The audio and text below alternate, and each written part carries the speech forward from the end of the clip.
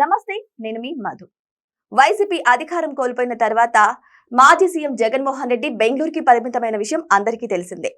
అయితే ఒకవైపు చెల్లిని, ఒకవైపు తల్లిని విభేదించుకుంటూ దూరం అయిపోయారు జగన్మోహన్ రెడ్డి. మళ్ళీ ఇప్పుడు కొత్త వార్తలైతే ఊపందుకుంటున్నాయి.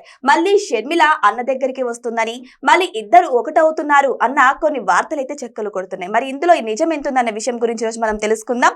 ప్రస్తుతం మనతో పాటు ఉన్నారు సీనియర్ జర్నలిస్ట్ సిఎస్ రావు గారు. వారిని మరిన్ని విషయాలను తెలుసుకుందాం. నమస్కారం సార్. చూసుకుంటే అన్నా చెల్లికి పడదు అని చాలా వార్తలు వస్తున్నాయి. జగన్మోహన్ రెడ్డికి షర్మిలకు పడదని, షర్మిల గారు కూడా బహిరంగంగా వారి అన్ననే స్వయంగా తిట్టిన రోజులు కూడా ఉన్నాయి. సో ఇక్కడ చూసుకుంటే మళ్ళీ ఇద్దరు ఒకటి కాబోతున్నారన్న కొన్ని ఊహాగానాలు అయితే వినిపిస్తున్నాయి. మరి అందులో నిజం ఎంత ఉందంటారు? ఇప్పుడు అన్నా చెల్లెళ్ళ బంధం అనేది ఎప్పుడైనా కలవచ్చు, అది అందరికీ తెలిసిందే. ఒకవేళ తాత్కాలికంగా విభేదించుకున్నప్పటికీ, అభిప్రాయ భేదాలు ఉన్నప్పటికీ కూడా ఏదో సందర్భంలో ఆ రక్త సంబంధం అనేది కలుస్తుంది. ఇది చాలా సందర్భాల్లో మనం చూసాం, అనేక సందర్భాల్లో అనేక మంది విషయంలో కూడా మనం గమనించాం. ఇంకా రాజకీయాలు, పాలిటిక్స్లో ఏది జరగదు అని చెప్పి చెప్పడానికి లేదు, ఏదైనా జరుగుతుంది. తల్లి కొడుకు విభేదించుకుంటారు, మళ్ళీ ఒకటి అవుతారు. అన్నా చెల్లెలు విభేదించుకున్నారు, మళ్ళీ ఒకటి అవుతారు. రాజకీయాల్లో అసలు సినిమాలో చెప్తారు, ఒక సినిమాలో సబ్బు బిళ్ళ కుక్క పిల్ల ఏది అనర్హం కాదు రాజకీయాలకి అని. సో అలా రాజకీయాల్లో ఎప్పుడు ఏదైనా జరగచ్చు, ఆశ్చర్యపోవాల్సిన అవసరమే లేదు. ఇప్పుడు షర్మిల అలాగే జగన్మోహన్ రెడ్డి గారి విషయంలో వాళ్ళిద్దరూ మళ్ళీ కలవబోతున్నారు అనేది లేటెస్ట్గా వస్తున్నటువంటి న్యూస్. ఇది దాదాపుగా 5-6 సంవత్సరాల క్రితమే నాకు కడప ఒక లీడర్ ఇచ్చినటువంటి ఇంటర్వ్యూలో ఆయనే చెప్పాడు, నాకు మీది తాత్కాలికం, ఇది ఇక్కడ తెలంగాణ వైఎస్ఆర్ తెలంగాణ పార్టీ పెట్టి ఆవిడ ప్రచారం చేసుకుంటున్నారు, మళ్ళీ జగన్మోహన్ రెడ్డి గారు ఆవిడ ఇద్దరు కలిసే అవకాశం ఉంది అని ఎప్పుడో నాకు 5 సంవత్సరాల క్రితం చెప్పారు ఇంటర్వ్యూలో. ఆ రోజు నమ్మడానికి అందరూ ఇదేంది సాధ్యమా, కొత్త పార్టీ పెట్టుకుని తెలంగాణలో ఉన్నారు కదా, ఇది ఎలా సాధ్యం అని చెప్పేసి అనుకున్నటువంటి వాళ్ళు కూడా ఉన్నారు. కానీ నాకు తెలుసు రాజకీయాల్లో ఎప్పుడు ఏదైనా జరుగుతుందని. ఇప్పుడు ఈవిడ పార్టీ వైండప్ చేశారు తెలంగాణలో, ఆంధ్రప్రదేశ్కి వెళ్ళారు. ఆంధ్రప్రదేశ్లో కాంగ్రెస్ పార్టీ ఇన్ఛార్జ్గా ఉన్నారు, అక్కడ ఏపీ పిసిసి అధ్యక్షురాలుగా ఉన్నారు. మరి ఈ మధ్యకాలంలో ఆవిడ ఏమీ మాట్లాడట్లా. 2024 ఎన్నికలకు ముందు జగన్మోహన్ రెడ్డి గారి గురించి ఏం మాట్లాడారు, ఎంత అగ్రెసివ్గా మాట్లాడారు. లాస్ట్కి కుమారుడి పెళ్లికి కూడా జగన్ దంపతులు వెళ్ళలేదు కదా. అంత విభేదించుకున్నటువంటి వాళ్ళు ఇవాళ జగన్మోహన్ రెడ్డి గారిని పల్లెత్తి మాట అంటున్నా షర్మిల గారు. దానికి కారణం ఏంటి అనేది ఇప్పుడు వస్తున్నటువంటి న్యూస్ని కనుక జత చేసి చూస్తే మళ్ళీ ఒకటి అయినా ఆశ్చర్యపోవసం లేదు అనేటువంటి ఒక అభిప్రాయం, ఒక చర్చ అయితే జరుగుతుంది రాజకీయ వర్గాల్లో. అయితే దీన్ని ఎవరు చేశారు, ఎవరు చేసి ఉంటారు, ఎవరు చేసే అవకాశం ఉంది అనే దాని మీద మనం విశ్లేషణ చేసుకుంటే అటు షర్మిల గారికి, ఇటు జగన్మోహన్ రెడ్డి గారికి ఇద్దరికి ఇంపార్టెంట్ వ్యక్తి ఎవరైనా అంటే కర్ణాటక డిప్యూటీ సీఎం డికే శివకుమార్ గారు. పైగా జగన్మోహన్ రెడ్డి గారికి హైదరాబాద్లో ఇన్ని ఆస్తులు ఉన్నాయో దానికంటే రెట్టింపు ఆస్తులు బెంగళూరులో ఉన్నాయి. సో కర్ణాటకలో ఇప్పుడు ఆయన ఉంటున్నారు జగన్మోహన్ రెడ్డి గారు. మంగళ బుధవారాల్లో మాత్రమే తాడేపల్లి వస్తున్నారు. మరి కర్ణాటకలో ఎందుకు ఉంటున్నారు? 2019 ఎన్నికలకు ముందు వరకు హైదరాబాద్ లోటస్ పాండ్లో ఉన్నారు. మరి ఇప్పుడు కర్ణాటకలో ఎందుకు ఉంటున్నారు అంటే అది సేఫెస్ట్ ప్లేస్ అని చెప్పి భావించి ఉండాలి. ఎందుకు ఇక్కడ రేవంత్ రెడ్డి గారు సీఎంగా ఉన్నారు తెలంగాణలో. సో రేవంత్ రెడ్డి గారు శిష్యుడు చంద్రబాబు నాయుడు గారికి. కాబట్టి ఒకవేళ ఏదన్నా ఫోన్ ట్యాపింగ్లో లేదంటే ఇతరత్ర ఏమైనా ఇబ్బందులు కలిగించే అవకాశాలు ఉన్నాయని చెప్పి భావించి ఉండొచ్చు. అందుకే సేఫెస్ట్ షెల్టర్ జోన్ బెంగళూరు అని చెప్పి బెంగళూరుకి షెల్టర్ మార్చేసుకున్నారు. షర్మిల గారు ఇక్కడ ఉన్నారు. ఎందుకున్నారు షర్మిల గారు? కాంగ్రెస్ పార్టీ, ఇక్కడ కాంగ్రెస్ పార్టీ ఉంది తెలంగాణలో, కాంగ్రెస్ పార్టీ ఆవిడ. సో ఉన్నారు. అయితే ఈ ఆస్తుల విషయంలో వీళ్ళిద్దరి మధ్య విభేదాలు వచ్చాయనేది అందరికీ తెలిసినటువంటి విషయమే.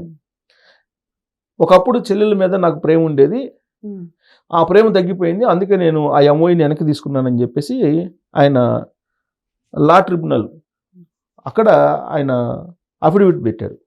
ఆ అఫిడవిట్లో అదే రాశారు, నాకు 2019 ముందు షర్మిల మీద నాకు ప్రేమ ఉంది చెల్లెలుగా, అప్పుడు నేను రాసినటువంటి ఎంఓయు, ఆ ఎంఓయు ప్రకారం నేను సరస్వతి పవర్ ప్రాజెక్ట్ నేను ఇవ్వలేను, ఇప్పుడు నా మనసు మారిపోయింది అని చెప్పి ఆయన నేషనల్ లా ట్రిబ్యునల్లో ఇచ్చారు, ఆయన అఫిడవిట్ ఇచ్చారు. సో ఆవిడ ఆ షేర్లను అప్పుడు ఎంఓయూ ప్రకారం విజయమ్మ గారి పేరు మీద రాశారని చెప్పి, ఆ విజయమ్మ గారు ఏమో షర్మిలాకి ఇవ్వాలనుకున్నారని చెప్పి ఇట్లా రకరకాలుగా ఆస్తులకు సంబంధించి ఉన్నాయి, అనేక అంశాలు ఉన్నాయి. లాస్ట్కి విజయమ్మ గారు షర్మిల గారికి సపోర్ట్ చేస్తున్నారని చెప్పి ఆవిడని కూడా దూరంగా పెట్టారు. ఇప్పుడు ఆవిడ జగన్మోహన్ రెడ్డి గారి ఇంటి దగ్గర ఉండటానికి ఇష్టపడలేదు. ఎక్కడైనా కలిస్తే ఓకే, లేదంటే మామూలుగా పలకరించుకోవడం తప్పితే కలిసి ఉండలేదు.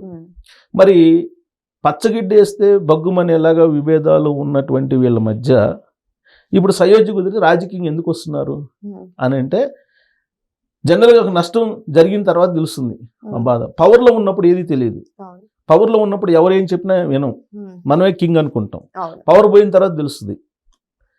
పవర్ పోయిన తర్వాత, డబ్బు పోయిన తర్వాత తెలుస్తుంది. అప్పుడు రివ్యూ చేసుకుంటే అప్పుడు దిగుతుంది, ఆ పవర్ కిక్ అనేది దిగుతుంది. దిగిన తర్వాత ఎక్కడ నష్టపోయామని చెప్పి తెలుసుకున్న తర్వాత ఇలా నష్టపోయాం కదా అని చెప్పి అనుకుని మళ్ళీ దాన్ని కవర్ చేసుకునే దానికి ఎవరైనా ప్రయత్నం చేస్తారు.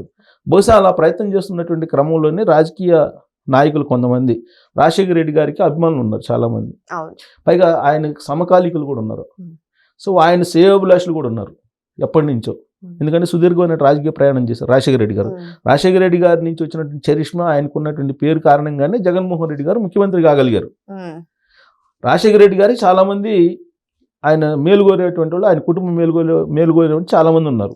ఆయన చనిపోయిన తర్వాత ఈయన జగన్మోహన్ రెడ్డి గారు రాజశేఖర రెడ్డి గారి లాగా చూస్తారని చెప్పి అనుకున్నారు.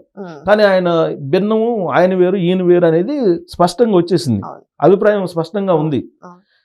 ఇలాంటి పరిస్థితుల్లో ఇప్పుడు షర్మిల అలాగే జగన్మోహన్ రెడ్డి గారు విడిగా ఉంటే రాజకీయంగా నష్టపోతాము అనేటువంటి ఒక ఆలోచన వాళ్ళ శ్రేయోభిలాషులకి కొంతమందికి వచ్చింది. వాళ్ళల్లో ఒకళ్ళు డికే శివకుమార్ గారు.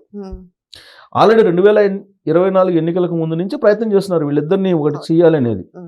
అసలు వైఎస్ఆర్ కాంగ్రెస్ పార్టీలో విలీనం చేస్తారనే టాక్ కూడా అప్పట్లో వచ్చింది. షర్మిల గారు కూడా అదే చెప్పారు, ఎప్పటికైనా సరే పిల్ల కాంగ్రెస్ తల్లి కాంగ్రెస్లో కలవాలి అని చెప్పి అప్పట్లోనే చెప్పారు, షర్మిల గారే చెప్పారు.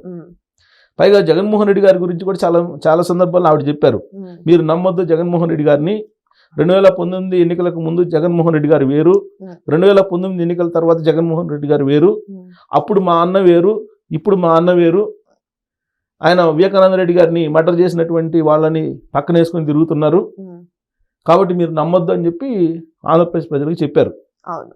పైగా ఆయన చేసినటువంటి అవినీతి కార్యక్రమాలు కూడా బయట పెట్టారు ఆవిడ. పొలిటికల్ మర్డరు వివేకానంద రెడ్డి గారిది అని చెప్పి కూడా ఆవిడ చెప్పారు. సిబిఐ కూడా నేను ఇదే చెప్తానని చెప్పి కూడా షర్మిల గారు చెప్పారు. తర్వాత ఎన్నికల సందర్భంగా కడపలో ఆవిడ పోటీ చేశారు, ఎంపీగా పోటీ చేసినప్పుడు కూడా అనేక విషయాలు చెప్పారు. ఇప్పుడు మళ్ళా ఒకటి కాకపోతే పొలిటికల్గా నష్టపోతాము అనేది వైఎస్ఆర్ కాంగ్రెస్ పార్టీలో కూడా ఉండొచ్చు. ఎందుకనంటే ఇక్కడ కూటమి ఉంది, తెలుగుదేశం పార్టీ, జనసేన, బీజేపీ కూటమి ఉంది. ఈ కూటమి విడిపోయే పరిస్థితులు కనిపించట్లా. కూటమి విడిపోతుంది, విడగొట్టాలనే ప్రయత్నం చేస్తున్నారు. జనరల్గా ప్రత్యర్థి పార్టీలు ఎవరైనా చేస్తారు, బలమైనటువంటి కూటమిని విడగొడితే తప్ప మనకి రాజకీయంగా మనం రాబోయే రోజుల్లో నెగ్గలేము అనేటువంటి అభిప్రాయంతో కూటమిని విడగొట్టాలని ఎవరైనా చేస్తారు. కానీ వీళ్ళు ఎంత విడగొట్టాలనుకుంటే అంత స్ట్రాంగ్గా పవన్ కళ్యాణ్ గారి ముందుకు వచ్చి మేము విడిపోము, మేము 15 సంవత్సరాలు ఉంటాము, మేము తిట్టినా కొట్టినా మేము పరిష్కరించుకుంటాం లోపల ఒకరికొకరు, మేము విడిపోయే ప్రసక్తి లేదు రాష్ట్ర ప్రయోజనాల కోసం అని చెప్పి ఆయన చెప్తున్నాడు. సో వీళ్ళు ఎంత విడగొట్టాలనుకుంటే అంత స్ట్రాంగ్ అవుతుంది. సో దాంతో ప్లాన్ బికి వెళ్ళి ఉండొచ్చు జగన్మోహన్ రెడ్డి గారు. ప్లాన్ బి ఏంటి, కూటమిని ఎదుర్కోవాలంటే ఇంకో కూటమి కావాలి. ఇంకో కూటమి అంటే ఎక్కడి నుంచి వస్తుంది, అక్కడ ఉండేటువంటి కాంగ్రెస్ పార్టీ. కాంగ్రెస్ పార్టీకి ఎంతో కొంత ఓట్ బ్యాంక్ అయితే ఉంది కదా, 5% 6% ఓట్ బ్యాంక్ ఉంది. పైగా కాంగ్రెస్ పార్టీ ఓట్ బ్యాంకే జగన్మోహన్ రెడ్డి గారికి ఉంది. ఇప్పుడు జగన్మోహన్ రెడ్డి గారికి ఏదైనా ఓట్ బ్యాంక్ ఉంది సాలిడ్గా అంటే అది కాంగ్రెస్ పార్టీ పూర్వపు ఓట్ బ్యాంకే. ఇప్పుడు కాంగ్రెస్ పార్టీ అక్కడ బలపడింది అనుకోండి, షర్మిల గారు రేపు ఎలక్షన్కి ఆవిడ ఏదో పాదయాత్ర లేకపోతే బస్ యాత్ర చేసేస్తే ఎంతో కొంత ఓట్ బ్యాంక్ అయితే పెరుగుతుంది కదా. పెరిగినటువంటి ఓట్ బ్యాంక్ అంతా కూడా వైఎస్ఆర్ కాంగ్రెస్ పార్టీకి నష్టమే. అయితే షర్మిల ఎంటర్ అవ్వడం వల్ల జగన్మోహన్ రెడ్డికి లాభం ఉంది. మరి షర్మిలకి ఏంటి సార్ లాభం? అంటే రీసెంట్ గా తన కొడుకుని రాజారెడ్డిని రాజకీయ ఎంట్రీ చేయిస్తున్నట్లు కొన్ని వార్తలు వచ్చాయి. మరి ఆ స్వలాభం కోసం అన్నతో కలుస్తుంది అంటారా? రాజకీయమే. ఇప్పుడు అసలు షర్మిల గారు పార్టీ ఎందుకు పెట్టారు, రాజకీయ వారసత్వం రాలేదని పెట్టేది ఆవిడ ఆస్తుల పంపకం కాదనేది ఒక వర్షన్ కూడా ఉందిగా. రాజశేఖర రెడ్డి గారి నుంచి రాజకీయ వారసత్వం నాకెందుకు రాకూడదు, నువ్వు కొడుకు అయితే నీకేనా, నాకు మాత్రం రాదా, నేను అసలు నువ్వు జైల్లో ఉన్నప్పుడు పార్టీని నిలబెట్టింది నేను, అలాంటప్పుడు నీ తర్వాత నేనే కదా అనేటువంటి అభిప్రాయాలు కూడా వ్యక్తం చేశారు కదా. సో కాబట్టి ఆవిడకి వైఎస్ఆర్ కాంగ్రెస్ పార్టీలో కీలకమైనటువంటి పదవులు లేదంటే ఏ పదవి ఇవ్వలేదు కాబట్టే ఆవిడ ప్రత్యామ్నాయ మార్గాన్ని చూసుకున్నారు. అవును. సో ఇప్పుడు ఇద్దరి మధ్య సయోధ్య కుదిరిచి ఉండొచ్చు. ఇప్పుడు ఇద్దరు కూటమి అనుకోండి, ఇప్పుడు ఆమె పిసిసి అధ్యక్షురాలుగా కూడా పక్కకు తొలిగే అవకాశాలు ఉన్నాయి అంటున్నారు. ఆవిడకి ఏదో రాజ్యసభ ఇచ్చేసి పంపించేసి కాంగ్రెస్ పార్టీ పొత్తు పెట్టుకొని, కాంగ్రెస్ పార్టీ అలాగే వైఎస్ఆర్ కాంగ్రెస్ పార్టీ కమ్యూనిస్టులు వీళ్ళందరూ పొత్తు పెట్టుకుని ఒక కూటమిగా ఏర్పడి ఇప్పుడున్నటువంటి కూటమిని ఫేస్ చేయాలనేటువంటి ఒక రాజకీయపరమైనటువంటి ఈక్వేషన్ని ఢిల్లీలో రచించారు కాంగ్రెస్ పార్టీ వాళ్ళు అనేది. ఆల్రెడీ ప్రశాంత్ కిషోర్ ఈ మధ్య కాలంలో ఢిల్లీలో కలిశారు. ఎవరిని? ప్రియాంకని కలిశారు. ప్రియాంకని కలిసి రాజకీయపరమైన అంశాలను చర్చించారు. ఎందుకు ప్రియాంకని కలిశారంటే సోనియా గాంధీ గారి దగ్గర ఎంట్రీ లేదు, రాహుల్ గాంధీ గారి దగ్గర అసలు ఎంట్రీ లేదు ఆయనకి. సో దాంతో ప్రియాంకని కలిసి ఏదో చెప్పుంటారు. ఖచ్చితంగా ప్రశాంత్ కిషోర్ ఎవరినైనా కలిశారంటే రాజకీయపరమైన ఈక్వేషన్సే. ఆల్రెడీ 2024 ఎన్నికల ముందే సోనియా గాంధీ గారిని కలిసి పవర్ పాయింట్ ప్రజెంటేషన్ ఇచ్చాడు. ఆయన ఇచ్చి ఆయన చెప్పాడు, బలమైనటువంటి ప్రాంతీయ పార్టీలను కలుపుకొని వెళ్తే తప్ప కాంగ్రెస్ పార్టీకి భవిష్యత్తు ఉండదు అనేది ఆయన చెప్పారు. సో అక్కడ కూడా బలమైనటువంటి పార్టీ ఏదైనా ఉందంటే వైఎస్ఆర్ కాంగ్రెస్ పార్టీ. మరి అక్కడ పొత్తు పెట్టుకుంటే ఏదో ఒక రకంగా ఎంతో కొంత లాభం. సో కాంగ్రెస్ పార్టీ పొత్తు పెట్టుకునే అవకాశం ఉంది. కాంగ్రెస్ పార్టీ పొత్తు పెట్టుకోకపోతే వైఎస్ఆర్ కాంగ్రెస్ పార్టీకి నష్టం. ఇట్లా రకరకాల ఈక్వేషన్స్, పొలిటికల్ ఈక్వేషన్సే ఉంటాయి. ఇప్పుడు కార్ల్ మార్క్స్ ఎప్పుడో చెప్పారు, మానవ సంబంధాలని ఆర్థిక సంబంధాలని. ఇప్పుడు ఎలా వచ్చిందంటే ఈ ఆధునిక యుగంలో సమకాలీన రాజకీయాల్లో సంబంధాలని రాజకీయ సంబంధాలే పొలిటికల్ కుటుంబాల్లో. సో కాబట్టి ఇప్పుడు మనం ఇక్కడ కూడా చూస్తున్నాం కేసీఆర్ ఫ్యామిలీ వ్యవహారం. సో అక్కడ ఇప్పుడు ఏంటంటే ఒకటి చేయటానికి డికే శివకుమార్ గారు అలాగే కొంతమంది పూర్వపు కాంగ్రెస్ వాళ్ళు సీనియర్స్, ఢిల్లీలో ఉన్నటువంటి కొంతమంది ఏఐసిసిలో ఉన్నటువంటి వాళ్ళు, వీళ్ళందరూ కలిసి ఈ ఫ్యామిలీని ఒకటి చేసి మళ్ళీ కాంగ్రెస్ పార్టీని ఆంధ్రప్రదేశ్లో నిలుపుకోవాలనే ప్రయత్నంలో భాగంగా ఈ ఫ్యామిలీని ఒకటి చేయాలనేటువంటి ఆలోచన చేస్తున్నారు అనేది లేటెస్ట్ న్యూస్. కాబట్టి దాన్ని మనం నమ్మచ్చా, ఎంతవరకు నమ్మొచ్చు, ఎంతవరకు విశ్వసించవచ్చు, ఎంతవరకు పరిగణలోకి తీసుకోవచ్చు అని అంటే ఈ మధ్యకాలంలో షర్మిల గారు పెద్దగా దూకుడుగా వ్యవహరించకపోవడంతో ఇది నమ్మవచ్చు అనేటువంటి అభిప్రాయంతో ఎక్కువ మంది ఉంటున్నారు. సో ఏదేమైనా సరే అన్నా చెల్లెలు మళ్ళీ కలుస్తారనే వార్తలు అయితే ఊపందుకుంటున్నాయి. మరి ఇప్పుడు ఎన్డీఏ కూటమి లాగానే ఎన్డీ కూటమి కూడా ఏర్పడుతుందా?